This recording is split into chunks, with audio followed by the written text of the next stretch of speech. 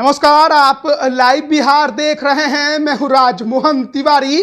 पिछले दिन राजधानी पटना में ताकत दिखाने के बाद अब राष्ट्रीय लोक जनता दल के राष्ट्रीय अध्यक्ष उपेंद्र कुशवाहा सासाराम पहुंच गए हैं।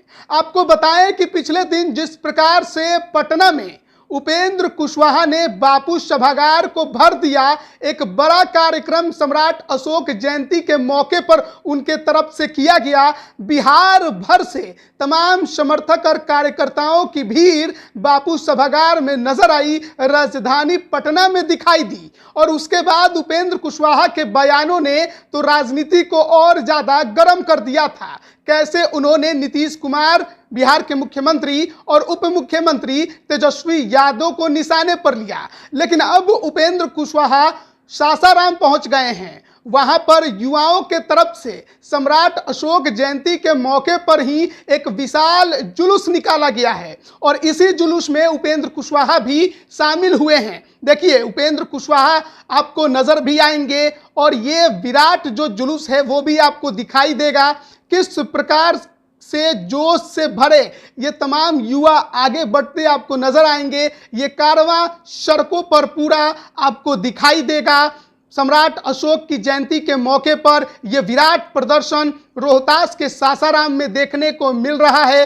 याद रखिएगा, अब इस प्रकार के जब प्रदर्शन होते हैं और उसमें कोई नेता शामिल हो तो तैयारी आगे की चलती है। और जिस प्रकार से 2024 लोकसभा चुनाव को लेकर बिहार में जमीन तैयार किया जा रहा है, नेताओं के बयान आ रहे हैं, वो सब कुछ बता रहे हैं कि आगे क्या होने वाला है। और उपेंद्र कुशवाहा की राजनीति की भी बात करें तो सासाराम लोकसभा के बगल वाली सीट यानी कि काराकाट लोकसभा से वो चुनाव लड़ते रहे हैं। 2014 में तो वो उस सीट से सांसद भी बने थे, लेकिन 2019 में जब महागठबंधन में घुसे तो चुनाव वहां भी हार गए और उजियारपुर जो दूसरी सीट थी वहां भी लड़े, वहां भी हार गए। लेकिन उसके बाद जनता दल यूनाइटेड में शामिल हुए। फिर जिस प्रकार से नीतीश कुमार ने तेजस्वी यादव को कमान देने का ऐलान कर दिया, उसका विरोध करके खुद की नई पार्टी पिछले महीने ही बनाई।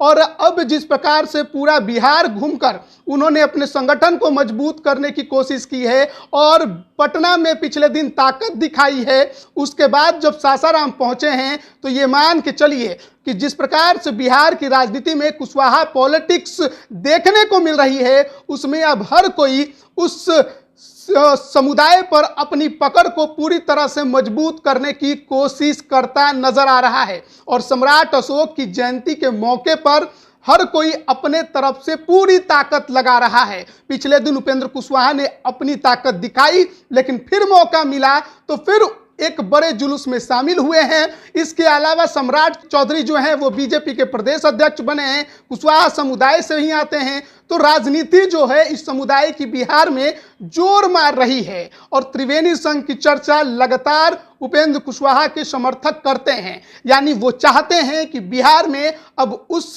यानी कि उनके समुदाय का सीएम दिखाई दे। कौन होगा ये तो वक्त बताएगा, लेकिन राजनीति ने जिस प्रकार से बिहार में करवट ली है, नीतीश कुमार के सामने भी बड़ी चुनौती, तेजस्वी यादव के सामने भी बड़ी चुनौती उभर कर उपेंद्र कुशवाहा दिखाई दे रहे हैं। अब देखिए आगामी 24 की तैयारी कैसे होती है और फिर 25 की बारी कैसे आती है। बने रहिए लाइव बिहार के साथ। आप सभी का बहुत बहुत धन्यवाद। लाइव बिहार यूट्यूब पर सब्सक्राइब और फेसबुक पर लाइक जरूर करें।